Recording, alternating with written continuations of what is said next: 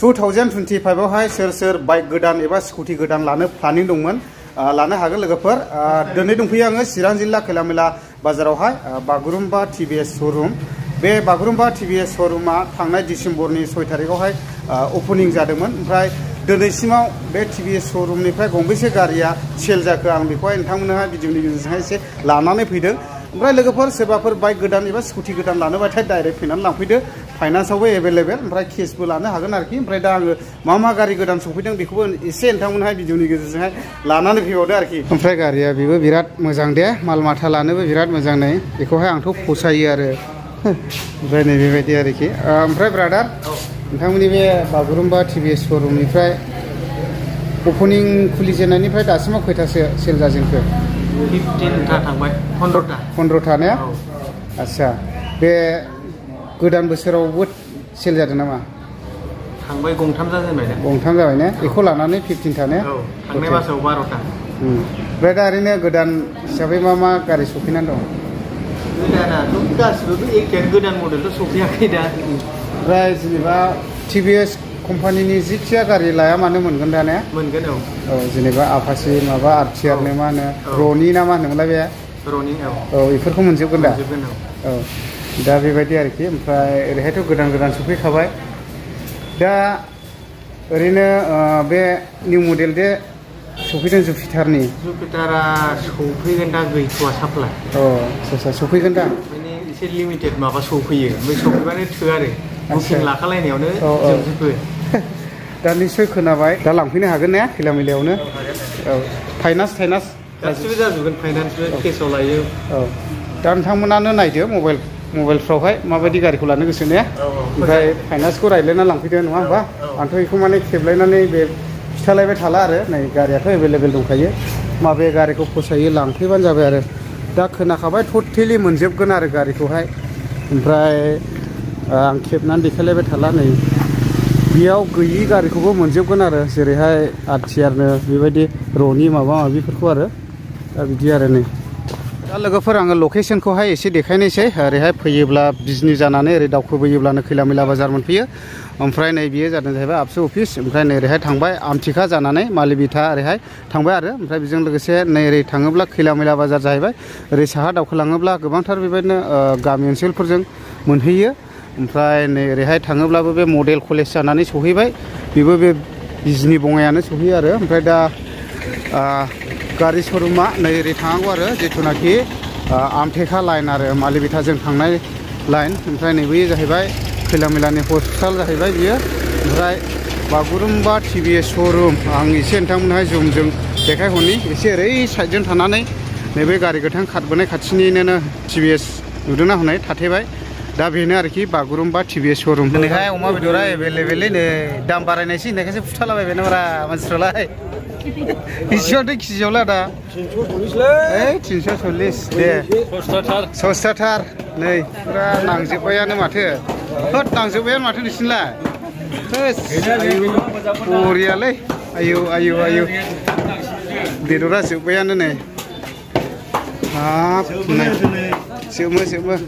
नै बेखौसो लानो थांसै नामारा दे बाजै दे खामायनांगौलै थाखा खामायनांगौ ने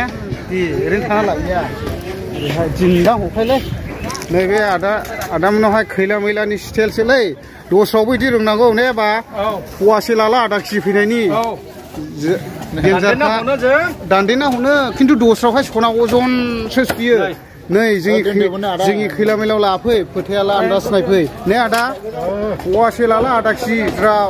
लागाव 50 थाखानि लानानै फवासे बारा फैखायो बिदि दान्देना हनो खैलामैला एरियानिथ' बयबो मिथिखागौ बे आदामोनखौ माबायदि बेदर हरो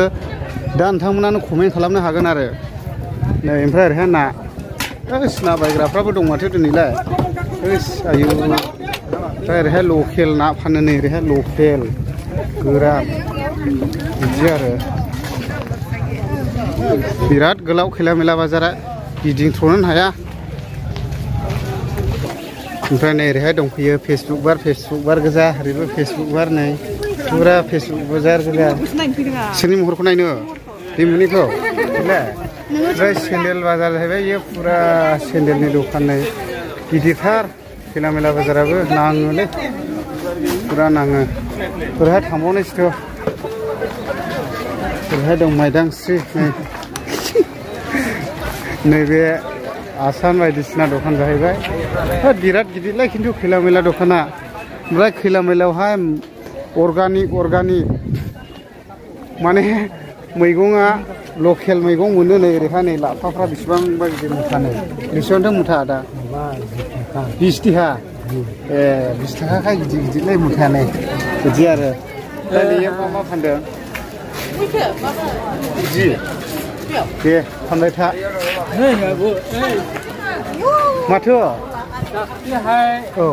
माबा बुस्थु लांदों बायदि मोनदों आं है नोंबा सोरखौ नायनानै होनदों बहायथो लाङा बे हाथायावनो नै ओरैहाय लकेल मोनो आरो ने नासगो मुन्जुरा रायो एरफानो रायो नोंहा मुला मेरला रायो एरफा किसा है मालागुरा नासगो ada simla khanda rai nin mam gora simla khanda thore kuna rai bagaimana ade bhalo rai ra simla khanda sasumli ko simla khanda hanu da urani sasumli ko simla khanda hanu le ji ini arki ji lokal मोनगोन ओरैहाय पुरा नै नांखायो आंला खायो गोगोमनो आंनि साथिफोर दंहाय गोगोमनो सिङाव जाना बुंलै नामा मा मुलि मोनोलाय गुबै हो उरिसाव अखाय आयु सिङाव जाना बुंनांगौ आयु उन्दैफोरनि मोजां मुलि मोनो गाबख्रा बेबायदि आरो टाइफड जन्दिस माबा माबिनि दे फानबाय था दे देन्जारलै आयु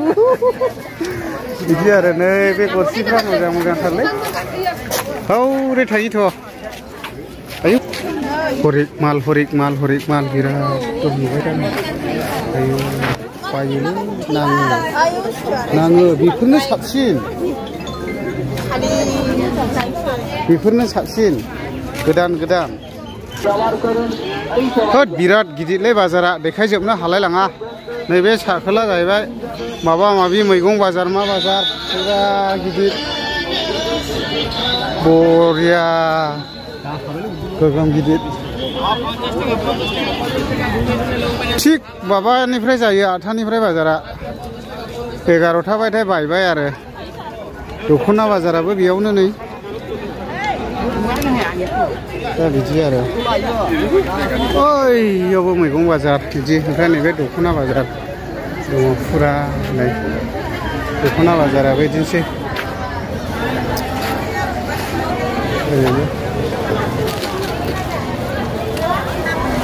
मबाइल थुनोबो सम मोनलायखायो नै नाङो दा सिजोन गैथ'आ मागोनि फैबावलाय नालाय ओरैबो गिदिर जादों एसे होमब्ला बिदिनोसै आरो खैला मैला बाजाराबो बिराद गिदिर दिन्थिजोबनोथ' हानाय नंला बेयावनो दोनथ'नोसै ना आफा माथो एफा गोलाव दिन्थिबाय थाबावनाय